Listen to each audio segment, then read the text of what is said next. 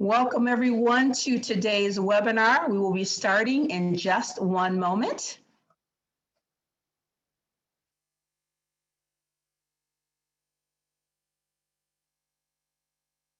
Again, welcome everyone to today's webinar. My name is Sandra Upton and I am the Vice President of Global Diversity Practice with the Cultural Intelligence Center. That means that I oversee and provide strategic leadership for all of the work that we do in the diversity, equity, and inclusion space. As a capstone to Global Diversity Month, we thought it would be a good idea to come together to discuss what is happening in the DEI space and how cultural intelligence is such an important and critical part of the conversation. And why was that a good idea? Your response to this webinar has been overwhelming. You have made it very clear that this is a very important topic. We have participants, of course, all over North America, but we also have many participants from the UK, from South Africa, from Australia, from India, from Ghana, from Germany, New Zealand, just to name a few. So we truly have a global audience, and we are very excited that you all are here and joining in with us. I know that some of you are here during the day, some of you are here in the evening, and some are in the late night hours. So we are just very glad that you're here. As you know, we have an amazing team of panelists from across the globe, and I can't wait for you to hear firsthand how they have been integrating cultural intelligence into their DEI work. But I first want to take a few minutes to talk through a few things with you myself. So just a few webinar notes. As you all probably can see that you are all muted, and that is for a reason. We have a very large number of people who have joined into the webinar today. And so just to keep order, we have everyone muted. If for some reason you get cut off from this Zoom call, just simply call back using the link that you were provided early on. There will be a Q&A, so you will have the opportunity to ask questions of the panelists. That will happen on the back end after I have the opportunity to interview our panelists and ask questions that I know you all are dying to hear. But you can, as you are listening into the conversation, you can feel free to type your questions in the Q&A box. And you can do that at any time, and then we'll be monitoring that, and we'll come back and do our best to answer as many of those questions as possible. We also, in terms of the Q&A, I want to invite Shana, who is our session administrator. She has another comment or a little bit of instruction for you related to the Q&A. All right, hello and welcome everyone. As Sandra said, my name is Shana. I'll be the session administrator for today's event. So if you're using the Zoom app, you should be able to see a Q&A button. So when you click that, you can go in and you can type your questions there. This feature also allows you all to upvote certain questions. So let's say you have a question that somebody's already asked. You can click upvote, and that just lets us know that multiple people have that same question, as opposed to people typing the same question multiple times. So please use that feature to ask questions that you want the panelists to answer. Otherwise, the chat would just be free for you guys to just chat and put questions out there just amongst yourselves, or to just make comments about certain aspects of the content. If you have any technical questions or difficulties, just feel free to send me a chat directly, and I can try to troubleshoot whatever's going on. So yeah, Thank you so much, Shana. Last thing in terms of notes, the webinar is being recorded. We've had several people inquire about that, and it will be available for access within 24 hours on our CQ website. So you can go back and listen or share it with others. So before I get into sharing a little bit of context for our conversation today, I want to find out some information from you. You know, this has been a very trying year. 2020 has been a year that none of us anticipated. And for some of us, we are looking forward to it being over. I would be one of those folks. But I know I'm excited about the future. I'm excited about 2021 and what's to come for all of us, especially the work that we're all trying to do in the DEI DEI space. And I'm just curious, as you sort of begin to get geared up for the new year, what do you anticipate as your greatest DEI, diversity, equity, and inclusion need for the 2021 year? And I've just highlighted a few things that I know as I work with our partners from around the globe. These are some of the pressing issues that they are talking about now and will likely be talking about in 2021.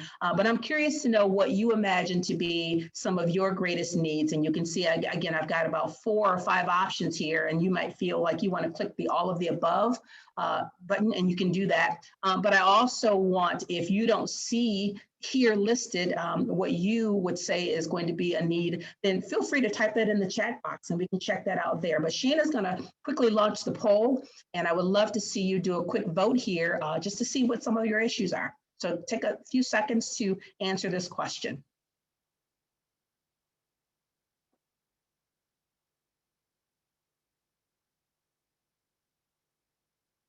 Responses are coming in. That's great.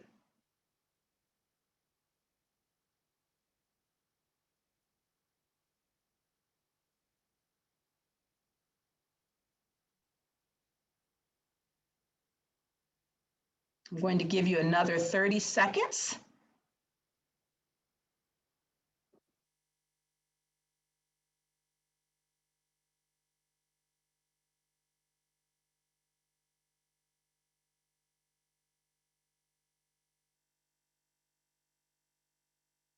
And I see the chat box blowing up, so it'll be interesting to see what other thoughts you have there. So Shana, why don't we go ahead and share the results of the poll?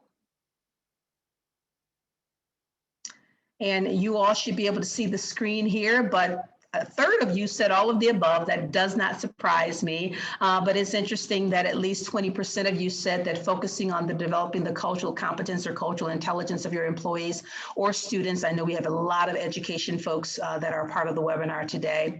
Focusing on inclusion and belonging, about 18% of you, and then about 15% said combating systemic racism in the workplace. But again, it appears that these are all issues that are important to you. And again, I'm going to check out the chat box in just a second to see what were some other ideas that you had in terms of where you plan to focus your energies as it relates to DEI in 2021. So thank you so much for sharing. And I know that all of our panelists will be speaking to a number of these issues that are listed here. So we can just close that poll out now.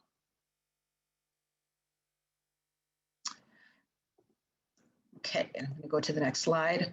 So I know that we have a lot of people who are part of this webinar that are partners with us already, and we're very grateful for that. But I also know that there are many of you that may be joining the webinar that may be learning about cultural intelligence for the very first time.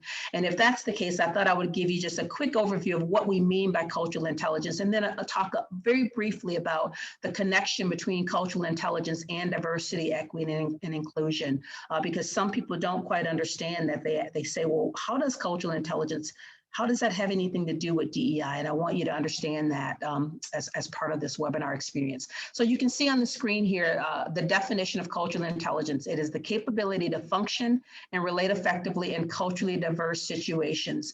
A key word in that definition is capability, because it's a skill. It's not just about helping people understand or be aware or sensitive to cultural differences, and that's important, but none of those actually help us perform. Right, so we need the skill to be able to work effectively across cultures. And then I think the other important part of this definition is that when we say in culturally diverse situations, that means any culturally diverse situation. So it is very much applicable both in the domestic setting, which we get a lot of questions around that, as well as in the global setting. So it applies anywhere in the world, but also very applicable in your own home country or your own city or community or school or institution. Very relevant across the board. So when we talk about diversity, equity, and inclusion, you know, diversity is all about representation. You know, how do we attract and retain a very diverse representation of employees, team members, students? Equity is all about, you know, once people are a part of that organization, how are we making sure that we're creating fair experiences and opportunities for everyone? And then that inclusion piece is all about how are people feeling like they belong, and are they thriving, and are they being successful? And I, along with Dr. Livermore, who is the president of the Cultural Intelligence Center, we wrote a blog just a few weeks back, really helping people see the connection between these three. And I want to very quickly kind of summarize some of the points we made in that blog. The first, when we talk about the relationship between CQ, short for cultural intelligence, and diversity, is that most people don't understand that there's quite a bit of research out there that says that diverse teams that have low CQ are actually outperformed by homogeneous teams. And people are often surprised by that because they assume that just because we have diversity, then we're automatically going to be successful or effective. And that is a myth. We know that homogeneous teams outperform teams that lack CQ. However, on the opposite end of that continuum, we know that teams, employees, students that have high CQ, they outperform homogeneous teams in every possible way: innovation, creativity, leadership. The list can go on and on and on. So it's not enough to just have diversity, but you have to have diversity where that team understands how to leverage that diversity and function well together. And this is what you get when you have that. You have a very diverse team of people who are working and they're very efficient in that work. When it comes to equity, again, this is all about making sure people are thriving when they're inside the organization and that we're setting them up for success.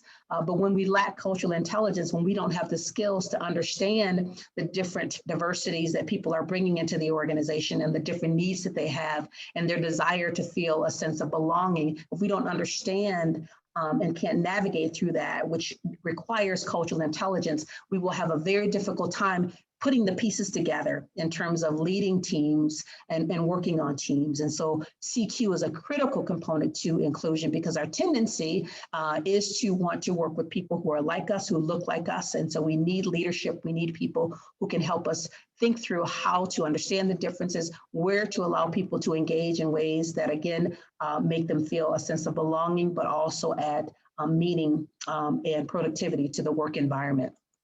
And then lastly, equity, right? That's all about creating a fair experience for all employees. I think about some work that we're currently doing now with a very large school district here in the US, a school district that has over 22,000 employees and over 150,000 students. And our work with them is directly tied to their efforts to address racial equity in the school district. And they understand that they need cultural intelligence because cultural intelligence helps them, one, identify what those inequities are. And then it also allows them to be able to measure efforts to be able to close the gaps, in their case, close achievement gaps between students of color and white students. And so the whole focus of our work with them is all about equity, very specifically looking at racial equity, but they are measuring the work, right? They are using cultural intelligence to be able to assess those inequities and then find solutions, cultural intelligence solutions to address them. So just wanted to give you a big picture overview and understanding of how CQ ties to DE&I. So with that said, I'm going to step back and I am excited to now interact with our team of panelists, all of whom work for amazing organizations and all of whom are integrating CQ into their DEI work. And so what I'd like to do as a starting point is to give each of them about 30 seconds to introduce themselves, tell you a little bit about their role at the organization that they are part of, and then we'll get into the questions. So why don't we start first with you, Tracy? Sure. Hello, everyone. My name is Tracy Jones. I am the Director for Diversity, Inclusion, and Belonging at the Harvard Graduate School of Education. I support students, staff, and faculty, and that's in programming. It's also in strategic planning. In addition, I sit on the Diversity Council for the university. Thank you so much, Tracy. I appreciate that. And then we'll go to MARSHA. Very good morning, afternoon, evening, night to you. My name is MARSHA RAMROOP and I wear several hats. I'm a communities and inclusion editor in BBC Local Radio, and I run my own, what I call strategic inclusion change consultancy called Unheard Voice. And I use CQ to take organisations on the journey of inclusion using cultural intelligence. Fantastic. Thank you so much, MARSHA. And I am so glad that you are here from the UK. And we will go to OVELL BARBEE next. So good afternoon, good morning, depending upon your location, possibly good evening. I'm OVELL BARBEE. I serve as the Senior Vice President of Human Resources and the Chief Diversity Officer for Spectrum Health.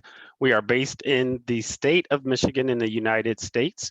We have 14 hospitals and a health insurance plan, about 30,000 employees, just over $7 billion in revenue. I'm excited to join the panel this morning. Thank you so, OVELL, and so glad that you are here with us. And last but not least, Tara Hastings. Hey, good morning, good evening, good afternoon, depending on where you are in the world. Tara Hastings, currently at Avalara, leading diversity, equity, and inclusion work with a specific emphasis on our education. I've been partnering closely with Cultural Intelligence Center on rolling out managing bias education over the last couple of months, and also do a lot of work with our employee resource groups. And I'm going to be transitioning to lead DE&I for Rover in a couple of weeks, but still here currently representing Avalara and proud to be here. Thank you. So glad you're here, Tara. And Tracy, just if you could turn your volume up a little bit, people are having a little bit of difficulty hearing you. So let's jump right into our questions and things that I put myself in the perspective of the participants and said, what do you want to know? And so hopefully my questions will address those things that have kept you up at night as it relates to DEI and CQ. So I want to first start by kind of thinking about this conversation a bit more broadly, and I want to ask each of the panelists to talk about what do you see happening in the DEI space, you know, and what are some of the challenges and opportunities that you see as a result of kind of the DEI climate right now? And maybe we'll start with you, MARSHA, with that question. Yes, certainly. Well, here in the UK, the anti-racism agenda is probably the biggest and most prominent agenda in terms of diversity and inclusion at the moment. And I think that, you know, as crucial and as important as that agenda is, I always like to talk about inclusion for all, because if there isn't inclusion for all, then it's not inclusion at all. And so the anti-racism and racial justice piece is definitely part of the CQ knowledge part of what needs to be done, a really, really massive and important part. But certainly with overlapping identities, certainly my approach is to look as if diversity is the landscape and inclusion is the road to equity, then my opinion is that CQ is the best, most roadworthy vehicle to get you there. And that's the approach that I look at when looking at the what we call the ED&I space. We kind of mix it up a little bit. Yes. And the challenges really are about identifying that you can't really, in my opinion, look at race over here and age over there and sexuality over here and gender over there. CQ allows you to look at overarching view of inclusion, and that's the opportunity really to take that challenge of people wanting to do lots of things for different groups, but the opportunity is with CQ to bring that all under one umbrella and say, how do we move from knowing you want to be better in this space to actual tangible successful outcomes? That's great. Thank you so much, Marsha. And I love your thinking around, you know, inclusion for all, right? And it's okay to target our energies on things where it's a critical issue, but it does not exclude other groups. So that's great. Tracy, I'd love to have you share. So Tracy mentioned she's with the Graduate School of Education, but we are fortunate to work with Harvard across the campus. And so Tracy will talk a little bit about that in just a moment. But big picture, what do you see happening in the DEI space? I know you're coming at it from an education lens, but what challenges and opportunities do you see? So I agree with everything that Marsha said. And I think in addition, coming from an education space, understanding the intersection of identity, because I think when we don't take that into consideration, and I look at that, especially when, you know, I look at the fact that we are US based, but our students come from all over the world. And so race, for instance, the way we see race and how we experience race in the United States is very different in other countries. So being able to have that cultural understanding that we're all speaking about the same thing, but we use different language and we have different experience. So that's one of the things I think it's important to use CQ as a foundation. because it allows us to get to that inclusion and belonging much quicker. And we definitely need that today. 2020 has been a rough year for us in the States. In a couple of days, we're going to see how much more we need CQ. Yes, thank you, Tracy. OVELL, talk to us about, so you're in the healthcare space. What do you see as some of the trends and challenges happening in DEI right now? Well, it is interesting hearing the perspective from both MARSHA and Tracy with nuances in terms of the industries that they may be working in. In healthcare, one of our backdrops of our diversity strategy is equity of care. We have individuals who come to us seeking care, representing every ethnicity, every demographic, and we want to make sure that our team members are equipped to deliver care in a consistent and quality manner. So as I think about this year, and I put the events that transpired in this order, we're in the midst of a pandemic. We saw horrific videos. We saw peaceful protests and riots, and then now we're dealing with the aftermath. So in terms of the challenges for DE&I practitioners, how will we incorporate the wide anti-racist sentiment that we see in terms of becoming a focus area with the recommendations that we make for our organizations, wanting those recommendations to be bold so that they can impact the disparate outcomes that we see, both from a health perspective, education, the whole range of categories. And one thing that I think that CQ can help us is to continue the momentum. These conversations for some populations have been occurring for years. There are people that would feel that there has been very little progress made.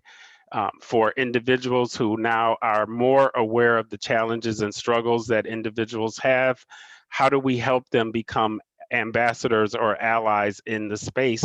CQ is a great ingredient in terms of the answer that could help us in those regards. So I'll pause there. All right, thank you, OVELL. That's excellent. Tara. Yeah, well, I agree with everything everyone else said, so I don't want to repeat that, but just agree and support and amplify what everyone has said. I'm going to answer this question a little bit differently. So what do I see happening in the DEI space? And I'm going to look at this like from the field perspective, the field of DE&I. And I see so many organizations that are now creating functions. And what is interesting to me is what is their intent? And is it performative, or is it truly something that they know is important and needs to be there as a business imperative? And so I think some challenges with that is it's really exciting after being in this work for almost 18 years to see the evolution of DE&I to where it is today and the heightened importance. And I think there's something like, don't quote me on the number, but like 200% increase in DE&I jobs that are out there on the market right now. So I think that's exciting, but I also think there's going to be an incredible need for CQ for people that are going into functions, DE&I functions that maybe have not done this work before. And I think this is a critical tool for them to be able to use to really help the organizations that they're joining. So for me, that's the perspective I'd like to share on what's going on. And again, agree with everything everyone else had said. Yeah. But I just think it's a very interesting time in the space. Yeah, Tara, I think you are spot on with your thoughts. I've had so many people over the years that work in the DEI space come to me and sometimes in frustration because they have a title, but very little influence, right? And two questions that I always ask that give us a lot of insight around how valued that role is what's the reporting structure? Who do you report to, and what's your budget? Right? So if you have a straight line to the CEO and president, that's good. And do you have a budget to be able to actually do the work? And so I think you're absolutely right. I think probably almost daily I'm seeing a job posting for a new chief diversity officer across the board and across the globe. And OVELL, I think to your point, I think Tara just built off of that, this idea of we claim that we're committed to this work, but how are we actually demonstrating it and making sure that we're measuring our work and being successful at it. So with that, I've heard a few of you already allude to the value of CQ in the DEI work, but I want to expound on that a little bit and hear each of you talk about briefly, why did you choose the CQ framework? Because there are lots of resources out there, lots of tools out there, and you could have, and lots of good tools. We don't in any way suggest that CQ is the only option for this space, but we believe it's an important one. So why did you choose CQ to support your DEI work? And then how did you get leadership buy-in? So sort of a two-part question there. And maybe I'll go back and start with you, Tracy, at Harvard, and have you share. So I was fortunate enough to have someone at the university level who had introduced CQ to our HR, our central HR. So I became part of a train-the-trainer program, and that's how I learned about CQ. I think it's important in terms of the inclusion and belonging piece, because you get the diversity and you're trying to work towards that equity, but you need to have an understanding of where people are coming from.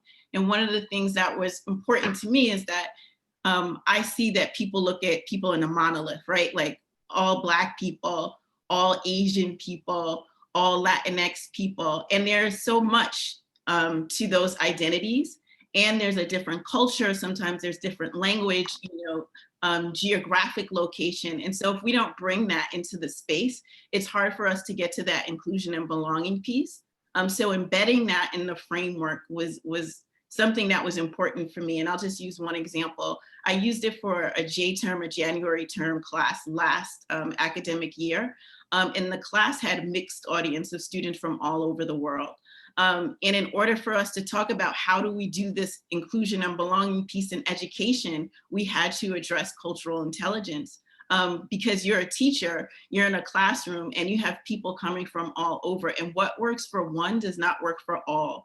And knowing how to find out the differences in people and where you are and learning about that, I think is important. So I don't want to keep going on, but that's kind of where we are and where I am right now. Yeah, that's great, Tracy. Thank you so much. And Marsha, I know you are with the BBC, a very well-known organization, but I know you're doing a lot of work with CQ independently with a number of different organizations. So talk a little bit about how you've been integrating CQ and even how you've had to get buy-in with some of your other partners. Yeah, so really interesting that I was in this space where I've always worked in an inclusive way as a journalist, as a manager, whatever it was I was doing. But I was in a situation where we were figuratively hitting people over the head, saying, be better at diversity, get more people who of different backgrounds to be involved, blah, blah, blah.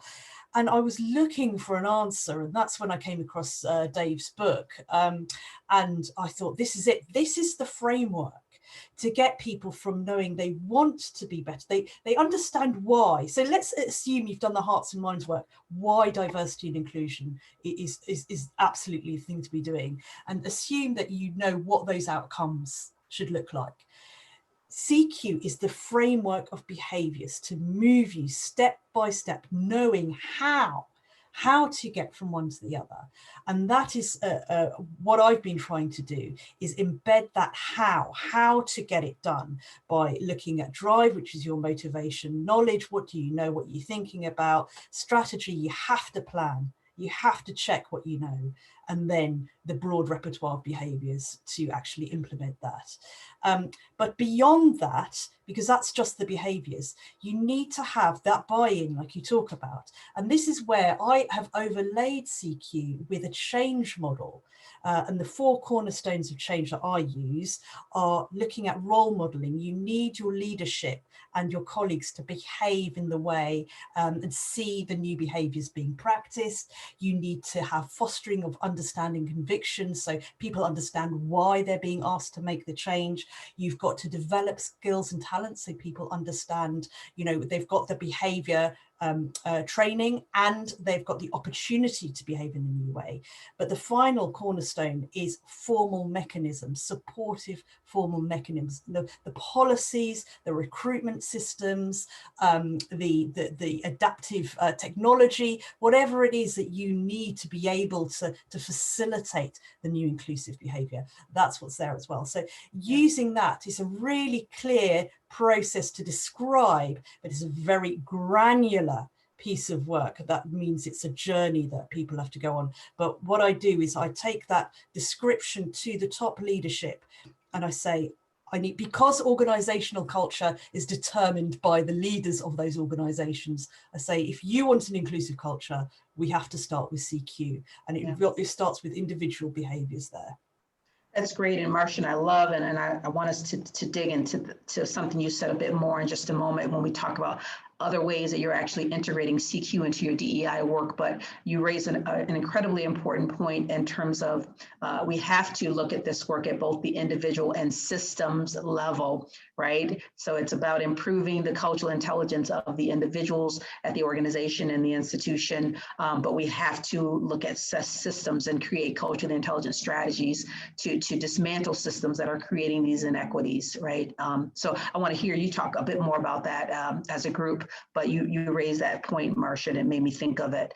So Tara, I'm going to jump to you and then come back to OVELL, but why do you think it's important and why did you choose it? And I know you've chosen CQ at a couple of the organizations that you've worked with over the years, but why? Yeah, I was really fortunate enough within the first month of my time at Starbucks, I guess going on about 6 years ago now, my leader at the time had come across some of the work that you all were doing. There was a certification up in Vancouver, Canada, which was or actually Victoria Island, which wasn't too far away. And so I was able to go through the certification program, and it was just a game changer for me. I'd seen so many different models and so many different ways to talk about culture and cultural awareness and cultural sensitivity and unconscious bias. And this just really clicked for me because of everything everyone else has said, and the framework and the modality just really worked. And so what I did was I was able to come back and work with some key influencers within the organization and pilot the assessments and kind of do some trial mini workshops and that sort of thing. And everyone else had the same experience too. It was like, wow, this is the thing that's been missing from this work for so long. And so that was the beginning of my journey. And I've been able to do that, as you mentioned, at some of the other organizations as well. And that's really how I've gotten the buy-in, is by letting people experience it and see for themselves that this really is something different and it is actionable and people are putting it into practical application. As soon as they've gone through an experience, whether it be one-on-one coaching, workshops, etc. So that's what has really done it for me and made this, that's the differentiator for CQ and other ways of looking at this work. That's great. Thank you, Tara. OVELL. Thank you. And as I've had it more time than the other panelists to think about my response to this question, I'd like to build upon what Tara said, because at Spectrum, diversity, equity, and inclusion has indeed been a journey. Our department was initially located under an HR department. Over time, the department was elevated. After a year or so, then my position was newly named for the organization. So with the partnership that we've had with the Cultural Intelligence Center and utilizing cultural competency proven models based upon research, it has really helped us gain credibility within the organization. So much so that before the pandemic, we had made recommendations to the organization that instead of recommending unconscious bias training, we're now saying it's required for all of our employees, all leaders, every employee who comes into the organization. In a recent conversation with our C-suite, in reviewing our diversity scorecard, they said, hey, OVELL, you have a lot of stuff on there, meaning we have a lot of work underway. Which out of those diversity metrics do you feel is the most impactful so that we can put this on our strategic scorecard for the total organization? And typically I'm a person that likes to think before I respond. And I said, well, that's an easy question to ask. I'm going to go with unconscious bias training because that impacts the individual within our organization on so many fronts. That is the level of commitment that we now experienced. Our C-suite actually just went through unconscious bias training. At the end of the training, we've made a recommendation that our board of directors will also go through the training. So that leadership commitment is essential in making sure that you're successful with the model. That's great, OVELL. And since you mentioned the unconscious bias word, we know that that is something that is, I don't want to call it a buzzword, but it's still a really hot topic across the globe. And I think one of the reasons why the unconscious bias training that you're doing and others are doing through us has been successful is because we really marry it with cultural intelligence. You know, we actually agree with the research out there that says unconscious bias training by itself doesn't work. Just like we said, diversity alone doesn't work. And the reason we say that is because so often we go through those experiences, those trainings, and people walk away still not quite knowing. They know that they have biases, but then what do I do about that? And so, you know, the approach and philosophy that we've taken is that the way you manage your biases is through cultural intelligence. So there is that relationship there that is grounded in skill building, right? That will then move us to behavior change. And I think that's a big deal. And it's been exciting to see that make its way through Spectrum along with some other things. So I'm going to actually piggyback on more of what you said, OVELL, because you began to take us down that road of describing a bit more about how you're integrating CQ. So you talked about leadership going through the training and unconscious bias now being a required training for all employees, but you've been doing so much more. So can you speak to sort of the bigger picture strategy and work around CQ at Spectrum, and then that magic word of impact?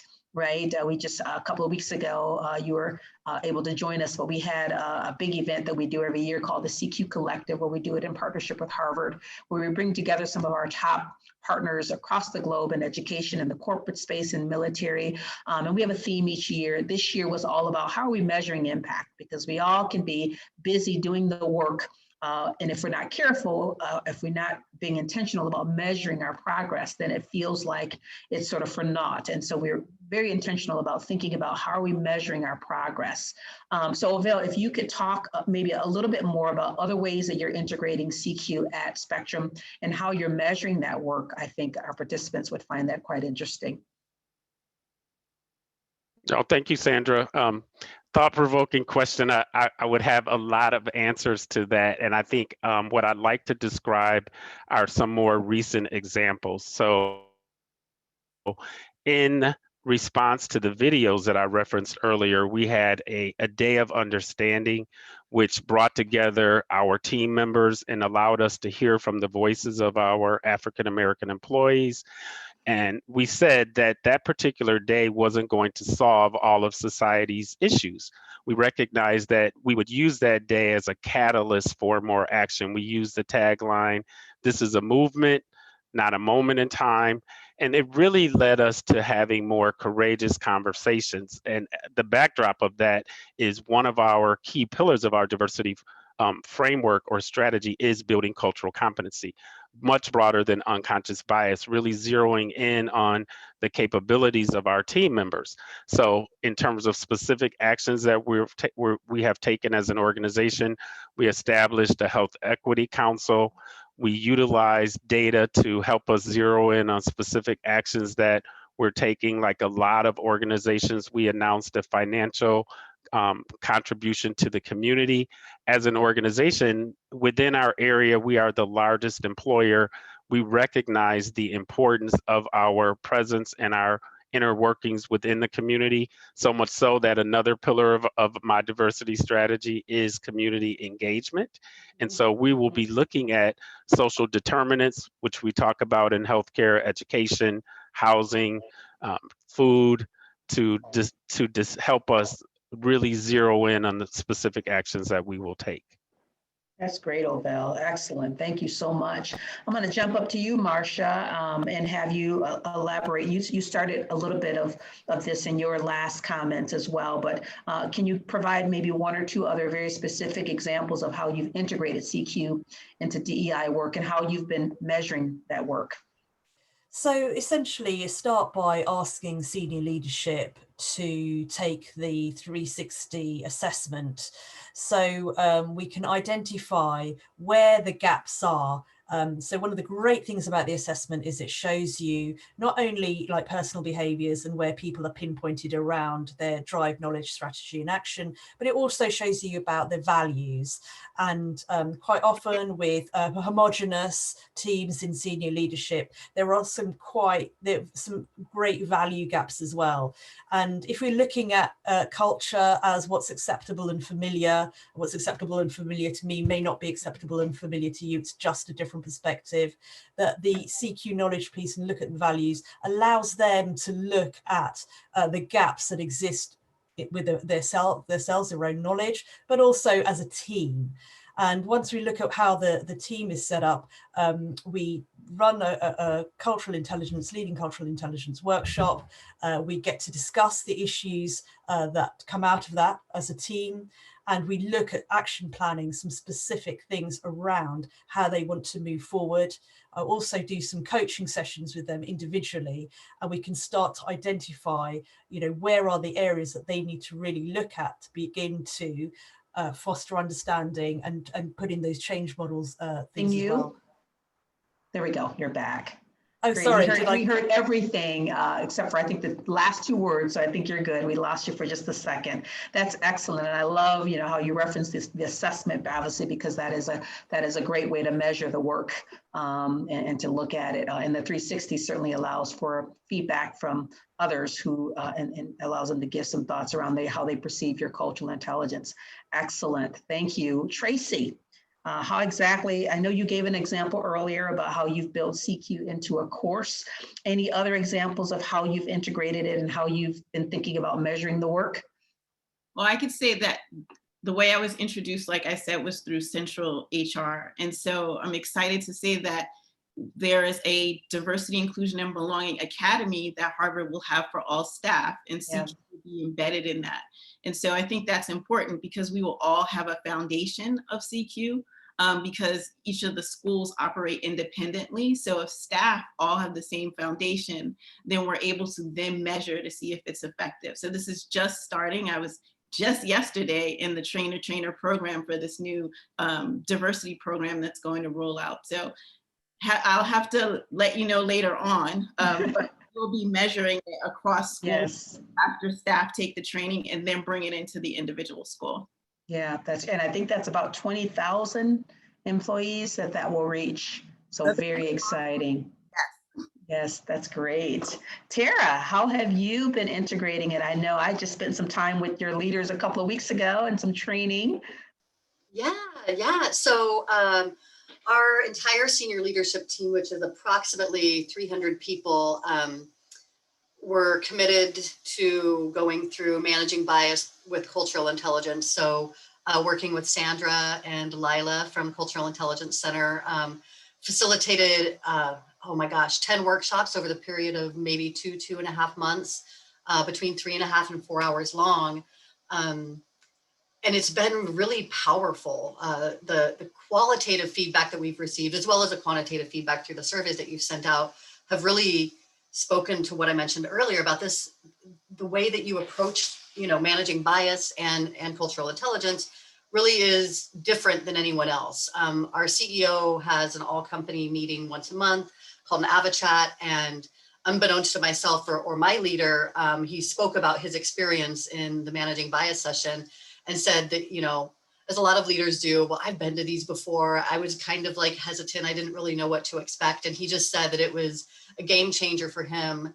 I'm not quoting his exact words, but conceptually, he really was saying like, I learned so much, and I still have so much to learn. And so for us, we're still looking at how we're measuring impact across all of the DE&I initiatives, programming that we have.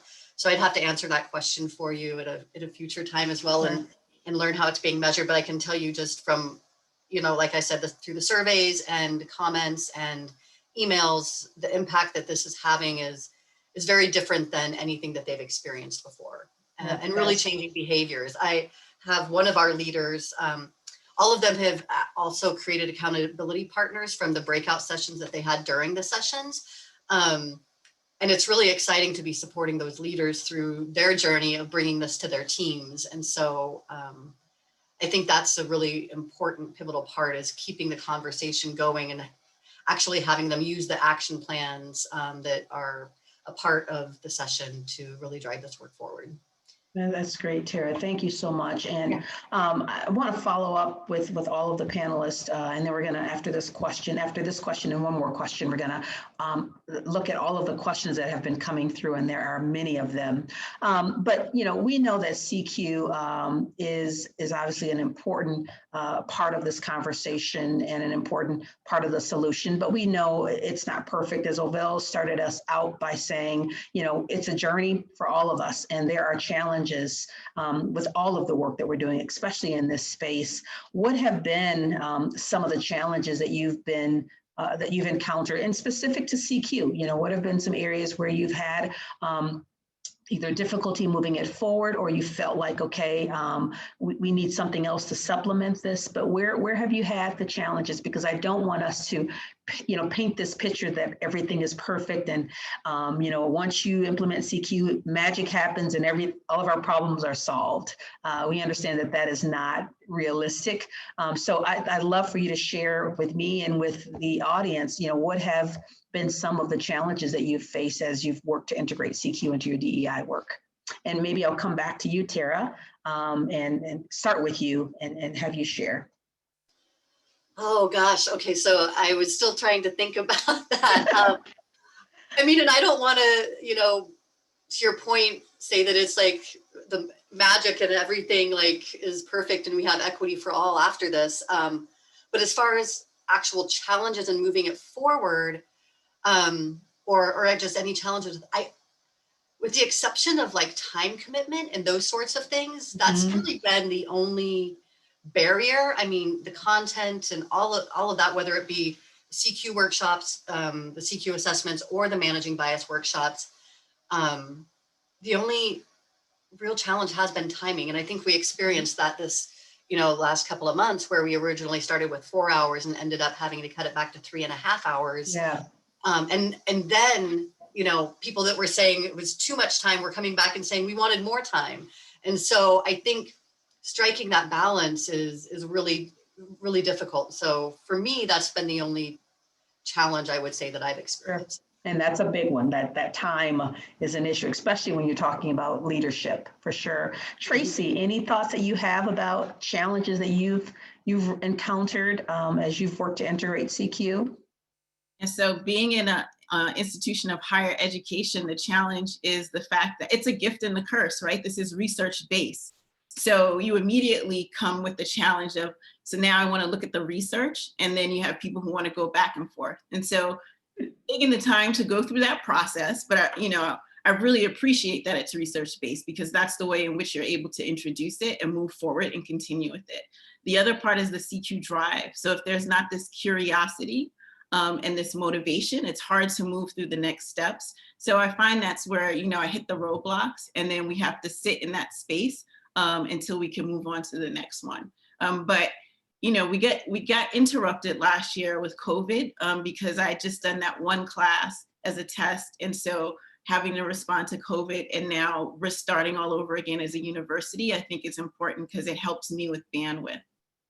That's great, Tracy. Thank you so much. MARSHA. Yes, there are probably three things that I would identify. The first thing is actually the name cultural intelligence, because people start to think about nationalistic differences rather than culture simply being what's acceptable and familiar. And so I tend to try, I don't change it, but I talk about inclusion intelligence and CQ being the inclusion factor. So that kind of gets around that to some extent. Cost, that's the other thing, because obviously there's cost associated with the materials and the tests and so on. Of course, I pass it on to the clients. So yeah, that tends to be the sticking point with a lot of people who say, oh, this is fantastic, I've got to do it, and then present them with the bill they're not so keen on. And then knowing when CQ is the issue rather than you're just dealing with an idiot, and that kind of you know, knowing are you flexing enough, or is there actually are you just dealing with someone who just doesn't want to is not worth engaging with? So those are the key issues I'd say with managing Okay, health. that's great, Marcia. Great list. OVELL, challenges that you've seen, experienced. For sure, I think it was Tara who mentioned the timing of that people would have to invest in the training in our organization. If the training is 30 minutes, an hour, 4 hours, it's too long. And, overcoming resistance in that manner is always a challenge. And I think this year has taught us, how to work in a virtual environment. And we're piloting, a virtual platform in terms of our training. And I would say that has presented us with some levels of challenges in terms of platform selection, abilities for breakouts and dialogue, that kind of thing. Okay. So, no other points that haven't already been covered. That's great, OVELL. Well, we are almost 10 minutes to the hour. It's been a great conversation, and hopefully the participants have gained lots of nuggets around ways that they can think about the relationship between CQ and DEI. So we want to open it up for several questions that have come through. Well, several have come through. We won't be able to answer several, but we'll be able to answer a few of them. And Shayna's been tracking those questions. So Shayna, why don't you unmute and share the first question that you see, and then I will assign someone to respond to it. Sure. This one's definitely gotten a lot of traction. So can you give an example of a successful STAR DEI initiative that you have implemented recently, and how did you measure success? Okay. So Tara, can you take that one? Oh, yeah. Can you repeat the question, Shayna? Sure. It says, can you give an example of a successful STAR DEI initiative that you have implemented recently, and how did you measure success? Yeah, I would say, it's kind of a repeat of what I've already shared. I think, rolling out the managing bias with Cultural Intelligence Center over the last couple of months has been a really big initiative for our organization. And it comes on it was, the beginning of June and July, we went through a 21-day racial equity challenge with our leadership team. And that was really just starting to build awareness and understanding, and it was really engaging. And then we moved into the managing bias courses for all of our leaders. And so I would say that, just having all of those leaders go through the sessions, and also we will be rolling those out to the rest of the organization in 2021, has been really successful for us. And we've actually been able to see behavior change. As far as measuring impact, we, like I mentioned earlier, are working on what our measurements look like for our entire DEI function. So I'm not going to be able to answer that part of the question probably as successfully as the person who asked it would like. Sure. OVELL, I'd love for you to speak to this, because again, Spectrum's been at this for a few years now. So any specific data points around specific efforts and how you've seen success? Absolutely. So one that comes to mind is in the workforce diversity category, which is one of our pillars of our strategy. We successfully made systemic changes to our hiring practice in terms of establishing panel-based interviews, requiring structured interview guides. These are identified as best practices for organizations that aspire to be inclusive.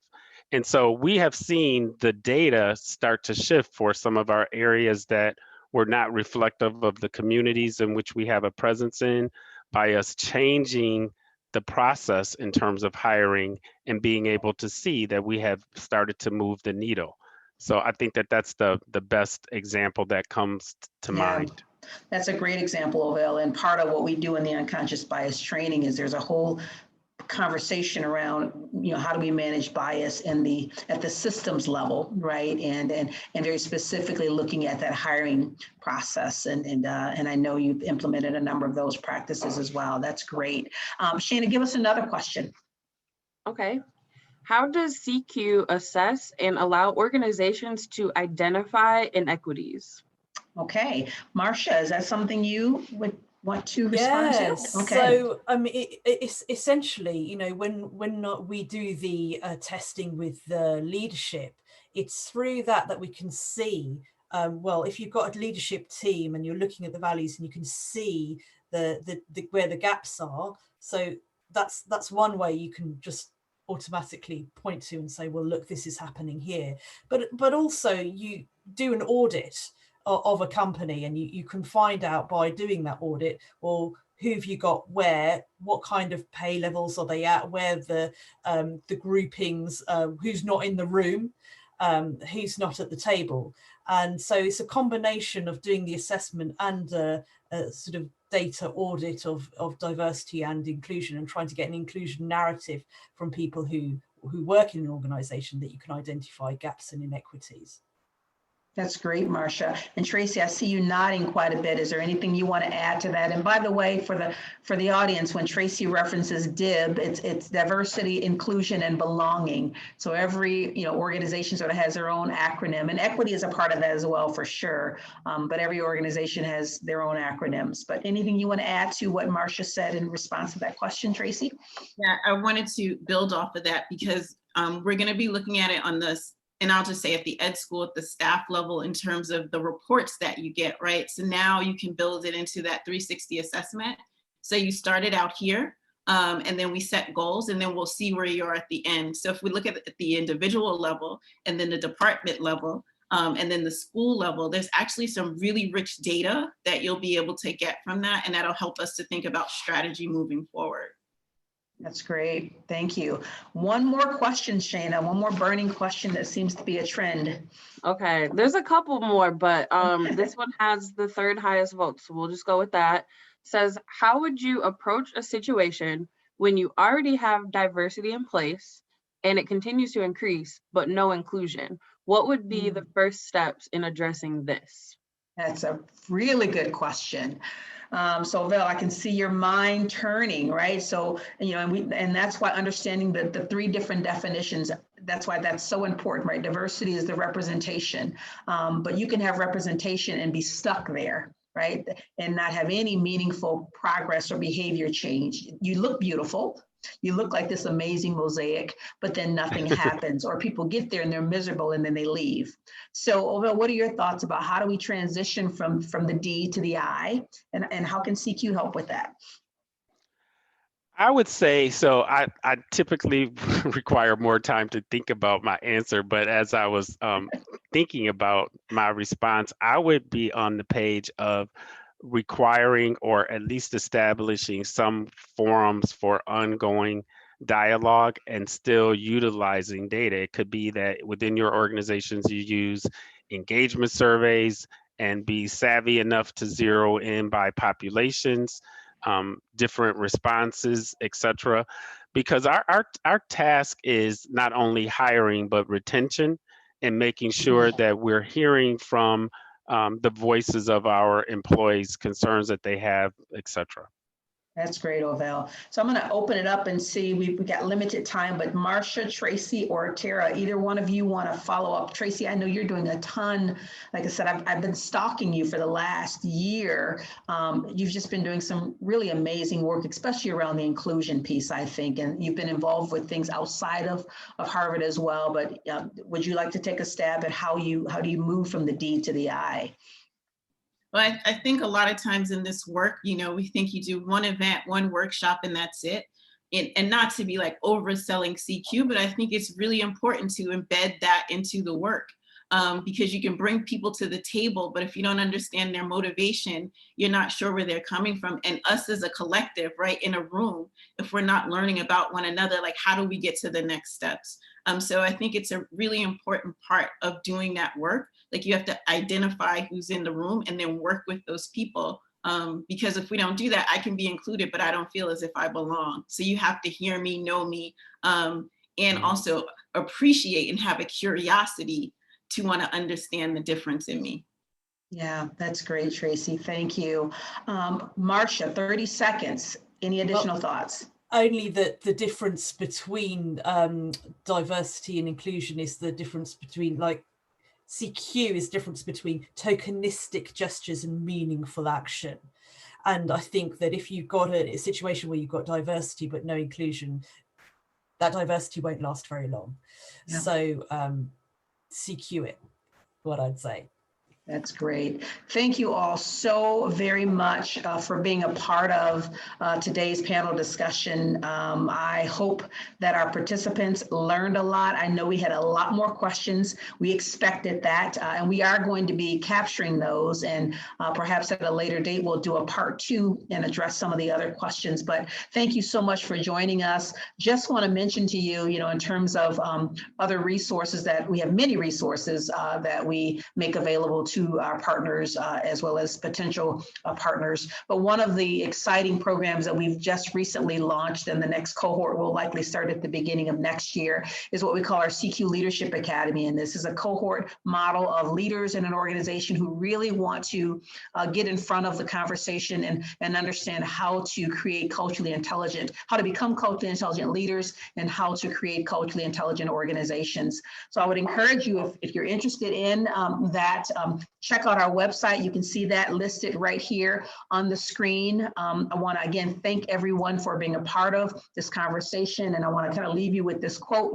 We agree that CQ is not the only strategy for supporting DEI work. We're not naive to believe that. There are other wonderful tools and solutions that are out there, several critical components to the process. However, we do believe that CQ is foundational, and it is a critical part of any process that is designed to create diverse and inclusive and equitable environments. And so we hope you learned a little bit more about the how behind making that happen. More information, go to our website. Again, the webinar will be available. The recorded version of it will be available tomorrow. And very likely someone from our team will be following up with you just to check in to see how you enjoyed the webinar and see if you might be interested in some ongoing conversation. So thanks again for joining us, and everyone enjoy the rest of your day, evening, or night. Thanks again. Have a good one.